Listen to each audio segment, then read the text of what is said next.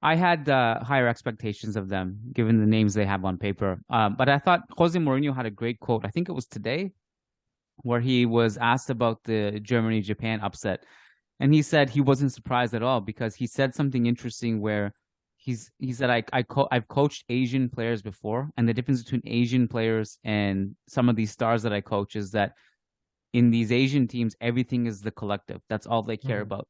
Hmm. And I'm not going to say necessarily just put a blanket on that and say that this is going to be the case with every European team playing an Asian team or South American team Hmm. playing an Asian team. But what I noticed about Korea is that on a tactical level, I thought they were just better than Hmm. Uruguay.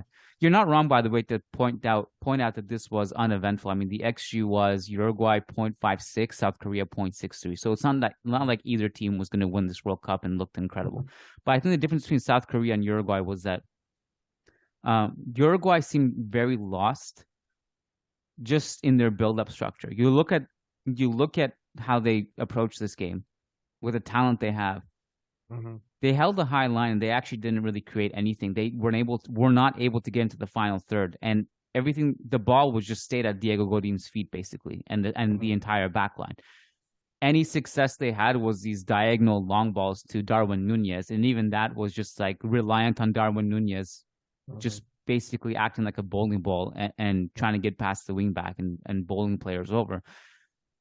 And it's also telling the fact that when we think of like the events in this game, they weren't goals, obviously. It was like Fede Valverde tackle and then going crazy, doing a battle cry. Yeah.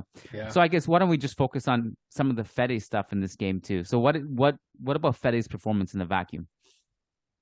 Well, this may be my like unconditional biasness towards him speaking, but I That's think he okay. We're was all he was like that. pretty well. Yeah, I think he was pretty good actually, and he Hmm. was one of the better uh Uruguay players in this game for sure. I think Rodrigo Bentancur had a pretty decent game. He had lots of touches. He was trying to get Uruguay into the final third the best he could, but like it just didn't happen. But apart from that, I think Fede had a decent game considering the things you expect from Fede. He was decent with his passing, close to 90% accuracy. A couple of key passes in there as well. Took three shots, all of them almost from distance. One of them obviously like hit the woodwork in classic Fede fashion, and also the battle cry that you mentioned. Defensively, I thought that he didn't really had an awful much to do in this particular game. What you would usually see from him, or the expectancy of the or the expectation from Real Madrid usually is that he would also be a very strong, a prominent presence in defense, which I don't think was necessarily the case in this game. He was more playing kind of like the Tony Cruz role for Uruguay, almost. And also, like usually we see him play on the right. He plays for Uruguay on the left hand side of the midfield most times. Uh, all in all, like I think Fede had a pretty solid game. I think the true test again will be versus Portugal in 4 days, but he was up against a pretty good side, and I think he lived up to the billing. World Cup debut, man of the match, all good things for Fede. I would tend to agree with your assessment. I think in games like this, when I'm watching it, I tend to focus on, the one player that we're going to talk about in the podcast. So and everything I saw him from, like even the little nitpicking stuff was pretty good. I thought, he brought a lot of good energy in that midfield. His pressing was good. His hounding in midfield was really good.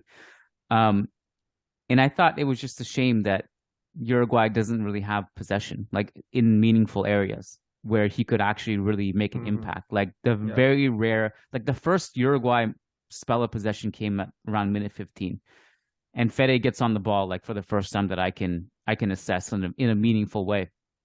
It's just that their style of play doesn't really necessarily suit him. I don't think the Uruguay are really tailored to take advantage of the talent they have in the midfield, the way they play. It's just like long ball from backline to attack. And it's a shame that we just didn't get Fede on the ball that often as much as he theoretically could have. I thought his runs were good though. His distribution and he had a couple of those long balls himself that were pretty good. and his tracking was good. His tackling, I mean, there was the one that obviously made the highlights with the battle Yeah. cry, but there was another one right before that on the other side of the play where Korea were pinning Uruguay, and he had another amazing slide tackle on that side just before that. The shot I hit the crossbar was classic Fede. I mean, it's just a ridiculous shot that is inches away, centimeters away. It just doesn't go in. He's had so many of those for Real Madrid. Yeah.